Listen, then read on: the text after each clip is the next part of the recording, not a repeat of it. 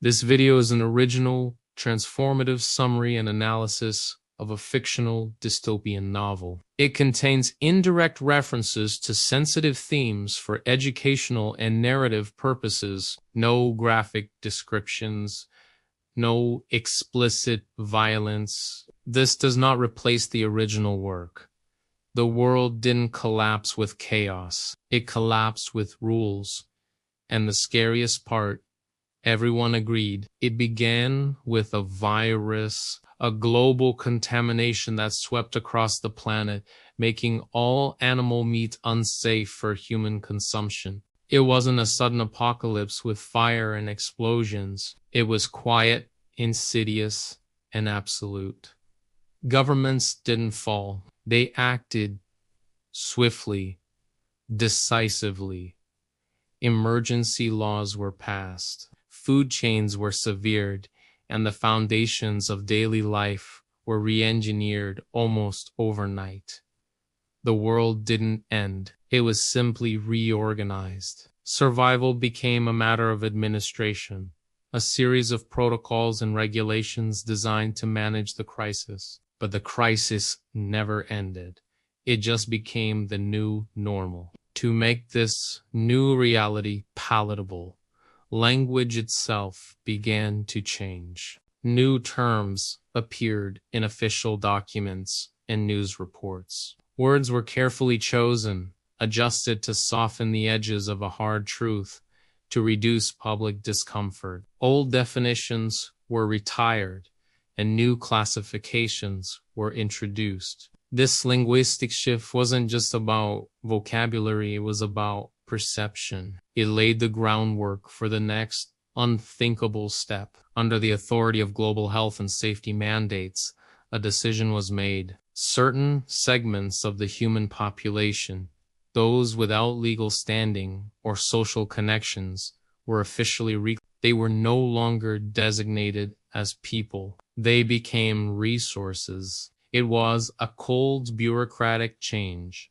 a single stroke of a pen that altered the definition of humanity. Almost immediately, new facilities began to open around the world. These weren't dark, hidden places. They were clean, modern, and highly regulated centers presented to the public as a necessary solution to the ongoing food crisis. Everything was framed as essential for the greater good, a testament to human ingenuity in the face of disaster.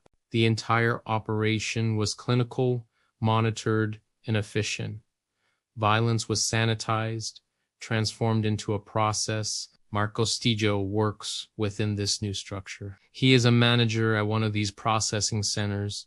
His job is not one of overt cruelty. He deals with logistics, paperwork, and compliance. He ensures that shipments are correctly logged, that quotas are met, and that all regulations are strictly followed. He operates at a professional distance from the core of the operation. He tells himself this distance equals innocence. He is a manager, not an executioner. He never performs the final act. He just signs the documents that authorize it. He believes the paperwork shields him from the reality of his work. But at home, the sterility of his professional life bleeds into his personal one. His apartment is quiet and empty. A profound loss from his past has hollowed him out, leaving a void that his routine cannot fill. His marriage has crumbled, and his father is slowly succumbing to dementia in a care facility.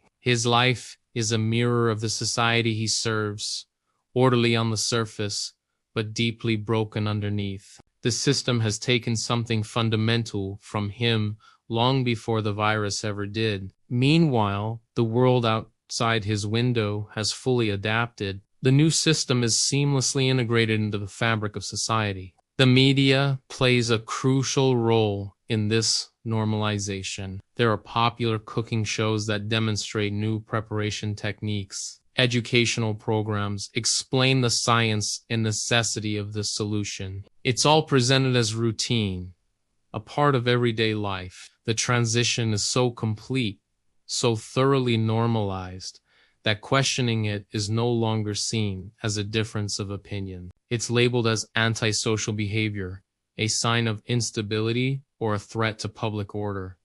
Dissent is not debated, it is diagnosed. One day, a shipment arrives at Marcus's facility that is different. It's a single, living unit, classified as premium quality, exceptionally rare. Instead of processing it through the standard channels, Marcos makes an impulsive decision. He falsifies the records and takes the unit home with him. Officially, he tells himself this is a temporary arrangement, a way to secure a unique asset for a high-value client. But unofficially, a line has been crossed. He keeps her hidden in an old barn on his property. She is a person, a young woman, but the system has erased that. She cannot speak. Her vocal cords were removed, a standard procedure to ensure silence and compliance. She has no name, no identity, no rights. She is property. In this controlled silence, Marcos begins to notice things the system is designed to ignore. The rhythm of her breathing, the fear in her eyes, her simple, undeniable presence. He sees a flicker of the humanity that the regulations have tried so hard to extinguish. A strange, distorted form of empathy begins to grow within him, but is tangled with the absolute power he holds over her. His relationship with her becomes a confusing mix of compassion and dominance. He provides for her, giving her food and shelter. He protects her from the outside world, but he also controls her every move.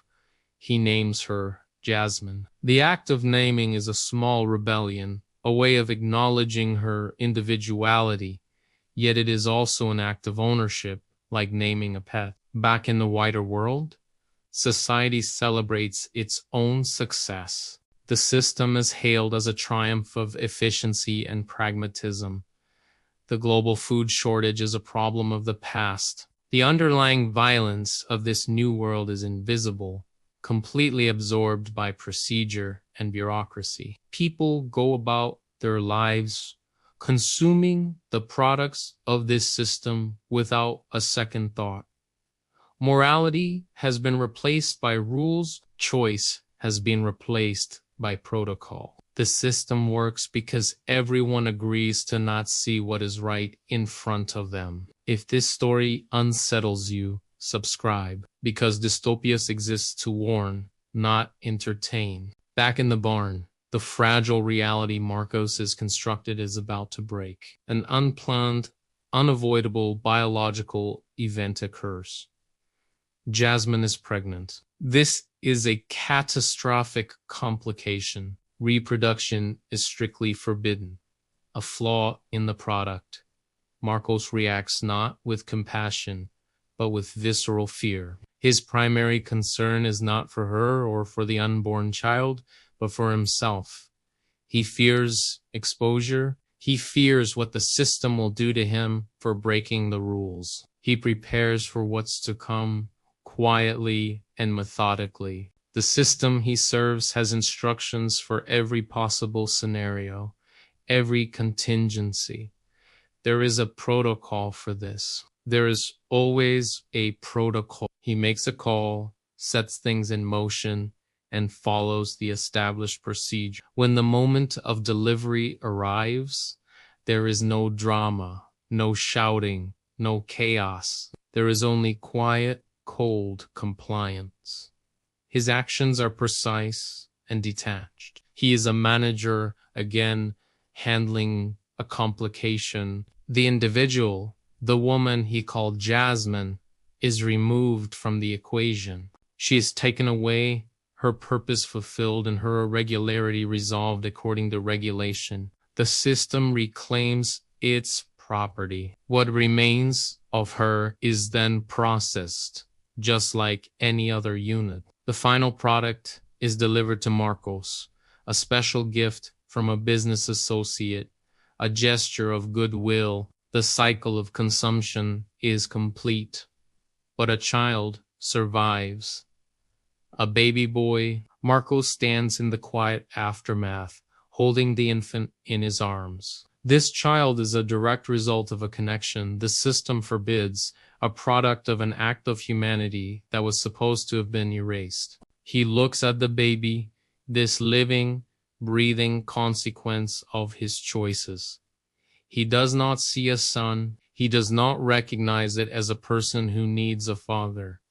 He sees another asset. He takes out his ledger. He registers a child not as family, but as property. He assigns it a value, a category, just as he has done countless times before.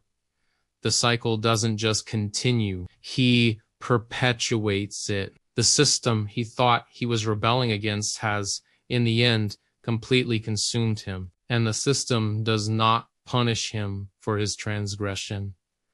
It doesn't need to. In fact, it validates him by providing for him, by allowing him to keep the product of his actions. It reinforces his choices. It rewards his ultimate compliance. The horror of this world was never about the explicit violence. That was just a symptom. The true horror was the quiet, universal acceptance. It was in the changing of a word, the signing of a form, the creation of a rule. It was about how easily humanity fades when cruelty becomes policy. Because when systems, not people, get to decide who matters and who doesn't, eventually no one is safe. Thanks for watching. If you want to explore more stories that challenge our thinking, consider subscribing to the channel.